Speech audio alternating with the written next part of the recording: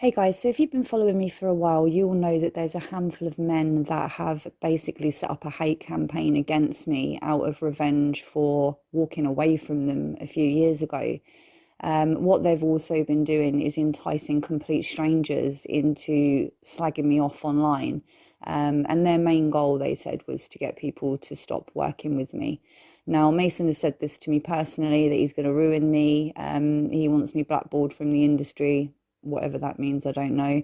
But yeah, he's literally going all out to do everything he can to make me have a bad reputation.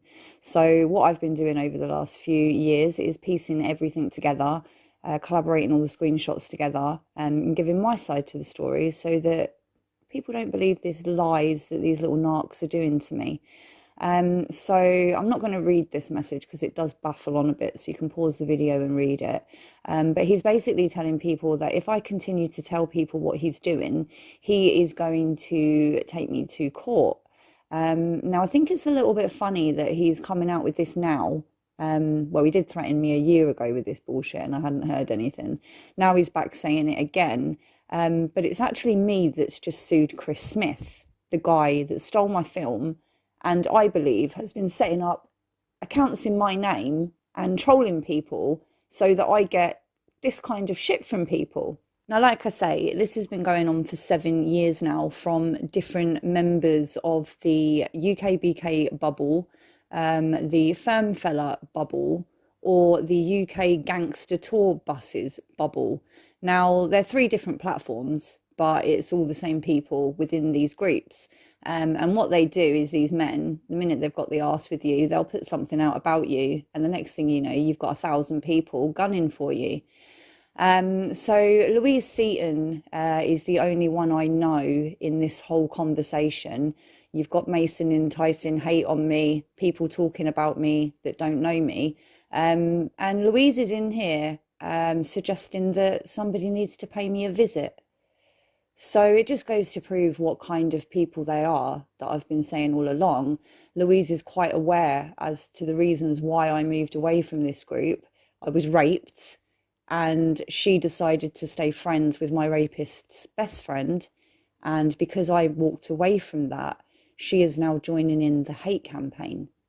Now, in this little hate conversation that Mason had started, you noticed there was a guy called Christopher Victor Shipton, and he was talking about me like he knows me, and I have no idea who this man is. So I did a little bit of digging, and it turns out that he is connected to Christopher Smith. So I have noticed that Christopher Smith has been sniffing around and liking certain cast members' posts that were in Rooted. And yeah, I can see exactly what's been going on now.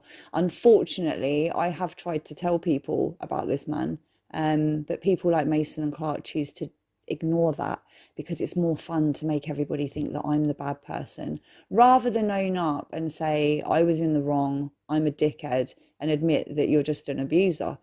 I think it's absolutely disgusting that Mason is 10 years older than me. And like I said, you can go back in the videos on YouTube and see the videos and the messages he's sent me. He's a vile human being. So I've also had a lady called Stacey Busher threaten to kill me. She was enticing hate. I had no idea who she was up until the fact that she tagged Clarke Tribe and Mason Fardowe in a group chat about me. So she kind of proved my point. Then we had Charlene Aldridge, who I was accused of trolling. She actually came online and admitted she'd never spoken to me. We've got Mason Fardowe messaging me, trying to make friends and making out everything sweet. And he has no issues with me. He has no issues with me. Why would he? And yet the next day he's here on a page telling people that I've been trolling him for years. So this is exactly narcissistic abuse. What they do is they tell one story to one and then tell another story to the other just to cause the drama, and then they can sit back and watch the target get harassed and bullied, and that's basically what's been going on. So I've been breaking it all down to show my friends and family exactly what these men are doing, and I think we're actually coming to the end of it now, because it seems the more they do and the more I show, the more idiotic and pathetic and desperate they look. And we can't forget Claire Cookie Greenwood, who all started this off a year ago when she decided to contact me, just like Stacey Busher, pretending to have no idea of who I was and what was going on. And she tried to befriend me to get my address. She was basically saying that my work was amazing and she wanted me to come and work for her company, Women in Film. And we did a bit of digging and it turned out she was connected to Clarke. So we've got this Charlene Aldridge, Stacey Busher, Claire Cookie Greenwood, amongst others, that have no idea who I am. And they're all linked to Mason, Clarke, and Aaron Twin. You might have heard about the humble dry effer saga I went through. That was also a similar case of the trolling thing. Guy actually admitted to setting me up in the end. But yeah, they were all connected to Aaron Twin and Stu Armstrong. Stu Armstrong is also connected to the Firm Fella UK-BK boxing bubble. So yeah, now I've done my digging and research. It turns out that every single one of these people are connected to Clarke and Mason.